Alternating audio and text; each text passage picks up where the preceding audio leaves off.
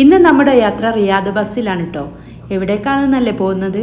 നമ്മൾ റിയാദിലുള്ള ധീരയിലേക്കാണ് കേട്ടോ. പഴയ കാലത്തെ ഉള്ള ഒരു മാർക്കറ്റാണ് കേട്ടോ ഇത്, ധീര എന്ന് പറഞ്ഞാൽ. ഇവിടുത്തെ കൊട്ടാരം ഇവർ മ്യൂസിയമായിട്ട് ഉപയോഗിക്കുന്നുണ്ട്. അത് ജനങ്ങൾക്ക് വേണ്ടിയിട്ട് ഓപ്പൺ ആക്കി കൊടുത്തിട്ടുണ്ട് കേട്ടോ. ഇവിടെ മഗ്‌രിബിൻ്റെ മുമ്പായിട്ട് ഇവർ ക്ലോസ് ചെയ്യുകയും ചെയ്യും.